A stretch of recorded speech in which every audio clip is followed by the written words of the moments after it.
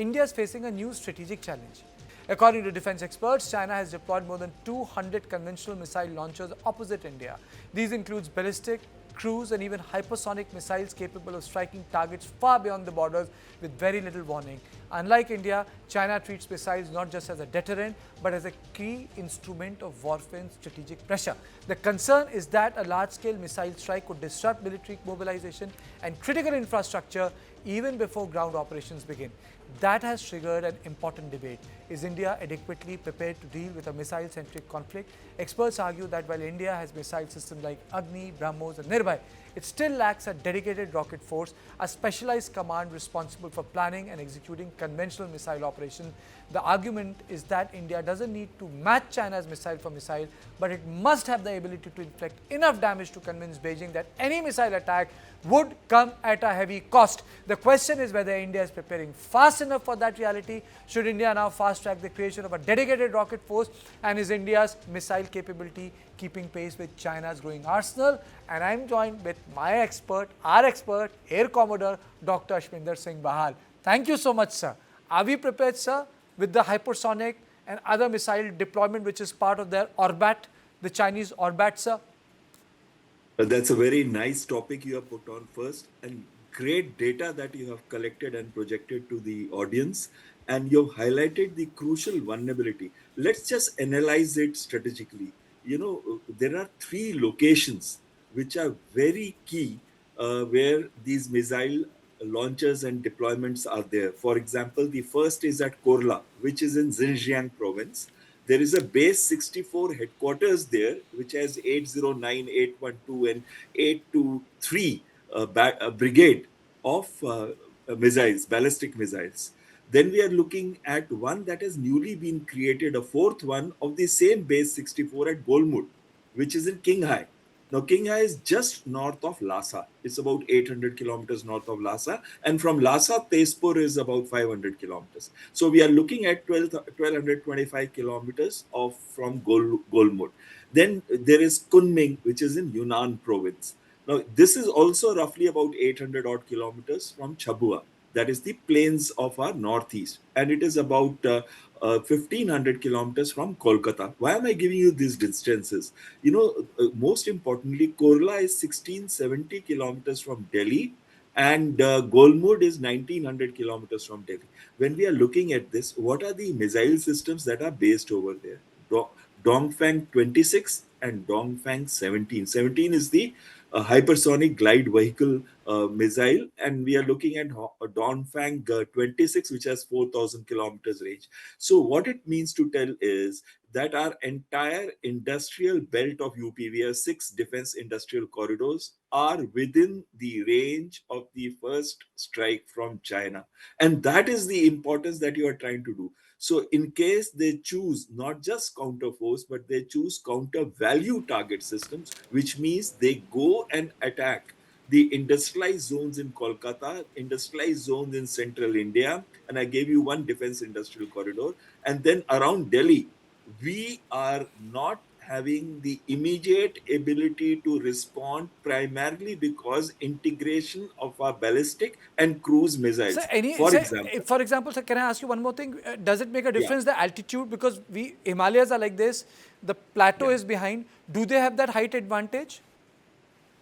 Actually, again, I'm very impressed with your knowledge.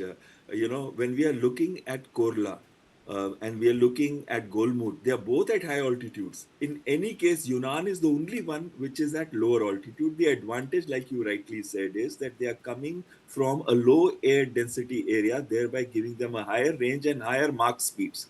So when we're talking of hypersonic speeds, it is easier to attain when you are coming from a high altitude. And secondly, more energy efficient when they are coming, and therefore getting longer ranges. So that is absolutely great. But the problem is integration first of BrahMos missile, which is now having extended range of 800 kilometers. Integration of Pralay, not yet delivered, but 120 are supposed to come to the Air Force, 250 to the Army, which has a range of 150 to 500 kilometers. We are looking at land attack, long range land attack cruise missile, which was tested a few days back. It has a range of about 1,500 kilometers. When we are looking at all this, And we are saying, how does the theater adjust to a threat in the Northern Command and respond to it quickly? Now, we are right now having only Strategic Forces Command, which is part of the National Command Authority. When we are looking at National Command Authority, there is a political council which is headed by the Prime Minister, Honorable Prime Minister, and then there is an Executive Council headed by National Security Advisor, and the Strategic Forces Command operational control of the missiles is with them after the directive is given by the Prime Minister. But what we need today is an integrated force, integrated missile command or rocket force command, which is at the theater level or at a level where immediate response can be given. So the first thing is China must feel what the words that you used, but you meant this reciprocal vulnerability. If they don't feel that our missiles are going to hit their eastern seaboard, which is in the range of 2,400 to 3,000 kilometers, where Agni 2, Agni 3, and Agni 4 missiles would be required, then they would be not very, convinced to not use against counter value systems in our country. So if we have protect our major cities, protect the defense And sir, industrial then corridors. is hypersonic the real issue, sir? That we don't have hypersonic, Right now, actually, and they have BrahMos deployed 2 it. is no. In fact, our Agni 4 is Mark 24. Agni 3 is Mark 12. In fact, after Agni 1, all the missiles are hypersonic missiles. They are in the range of Mark 7, 10, 12, and 24. So the Agni series is hypersonic. And when we are looking at BrahMos, the coming versions, that is BrahMos 2, which is likely to come in another 3 to 5 years, is also going to be hypersonic. So it is not, they have CJ 1000, which is a hypersonic cruise missile, the one that you were mentioning, they have this hypersonic. But most of their ballistic missiles are hypersonic. Most of our ballistic missiles are hypersonic. So it is going to be a problem to intercept. We have 4 S-400 squadrons. We are coming up with Project Kush, and we are also coming up with additional S-400 squadrons. One, in any case, we have bought the fifth one, which is going to come up very soon. That is by next year. And then we need 5 more squadrons. So that is one. Then we have a integrated ballistic missile defense, that is Prithvi air defense and advanced air defense. These are not yet fully operational. Their phase 1 is operational, but the phase 2 now has to be operationalized on the quick, so that when we talk of, the Prime Minister was mentioning Sudarshan Chakra, it actually integrates all these. It integrates the S-400, it integrates the Prithvi air defense, it integrates the advanced air defense system. So we need to operationalize them quickly. Today, for the next 5 years, we are vulnerable, like you rightly said. But after 5 years, let me assure you, the vulnerability is not going to be strong. Why?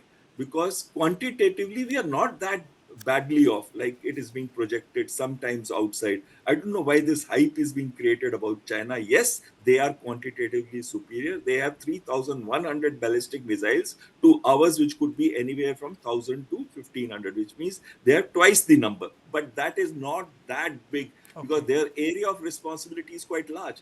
And they have 400 cruise missiles, including the CJ-1000 that we were talking about. We also have that. In fact, Army has 5 regiments, which each has 65 missiles, 325 there. Air Force has, Navy has. When we add all that, probably we are superior in BrahMos cruise missile capability than the Chinese cruise missile capability. So where we lack is only ballistic missile defense, which we need to operationalize on the Basically, priority. I've run short of time very quickly. We don't lack in hypersonic missiles, we lack in ballistic missiles.